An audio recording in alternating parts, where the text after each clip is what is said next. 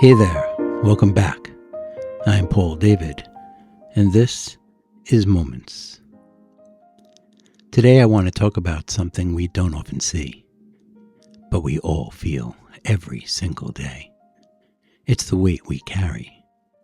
Not the weight on the scale, not the extra pounds on our gut, but the invisible kind. The kind that doesn't sit on your shoulders, but it sits on your heart. For some, that weight is regret. For others, it's disappointment. Maybe it's the expectation of who you thought you'd be by now. Maybe it's a loss you've never learned how to live without. But the funny thing about emotional weight is this. It doesn't announce itself. It creeps in quietly. One disappointment here, one broken promise there, one conversation you never had. And before you know it, you're heavy. But you can't even remember when the load began. I was speaking with a friend about some things he was going through.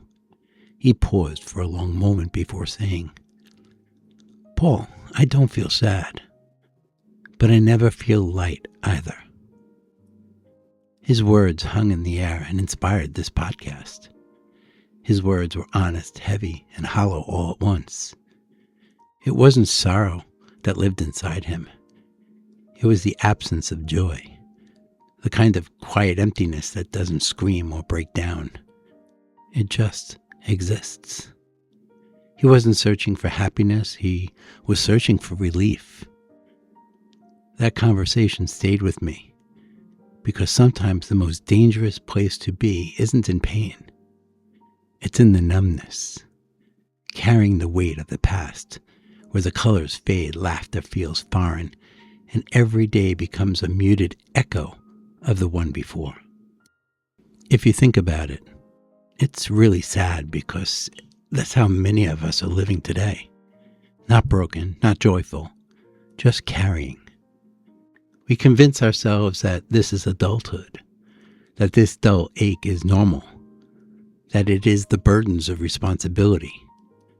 We tell ourselves, "I'm fine," when really we're just getting used to the weight.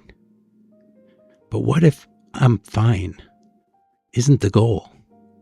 What if freedom is? The great poet Cahill Gibran once wrote, "Your pain is the breaking of the shell that encloses your understanding." That means pain isn't punishment. It's an opening. But we don't let it open us. We patch it up, we hide it, we call it strength. And so what wasn't meant to transform us ends up trapping us. In the Old Testament, the prophet Isaiah wrote, "He gives strength to the weary and increases the power of the weak." That verse isn't about endurance. It's about surrender. It's God saying, you don't have to carry this by yourself. But we do, don't we? We carry everything, the pain, the pressure, the guilt, because we've mistaken control for courage. We think letting go means losing something, when in truth, it's the only way to be found. But here's the truth no one likes to admit. Most of what we carry isn't ours anymore. It's the opinions of people who no longer matter, the failures that taught us what not to do, the heartbreaks that were meant to shape, not define us. We carry moments that ended years ago, as if we owe them space in our present. And the longer we carry them, the less room we have for what's next. I've seen this in so many people. And if I'm being honest, I've seen it in myself. We carry the weight of unfinished conversations. We replay arguments in our heads. We cling to guilt like it's proof that we care. But caring isn't carrying. Caring is understanding. It's learning, releasing, and moving with a lighter heart. That's what healing really looks like. It's not forgetting. It's forgiving, especially yourself. There's a funny story I love about an old monk and his student.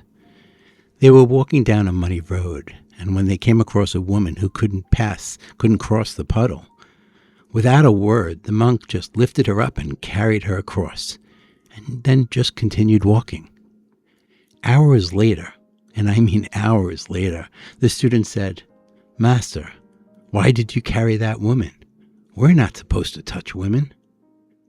The old monk smiled and said, "I set her down hours ago. Why are you still carrying her?" That's us, every day, still carrying what we should have set down long ago. And when you finally let go of the things that aren't yours to hold, you'll notice something almost magical happens. Your energy shifts, your vision clears, you start to notice beauty again in the ordinary moments, and you begin to breathe differently. It's not that life gets easier, it's that you stop getting in the way of peace. There's another quote. This one is from Viktor Frankl. He was a Holocaust survivor and the author of Man Searching for Meaning. He once said, "When we are no longer able to change a situation, we are challenged to change ourselves." That's the essence of release. It's not about erasing the past.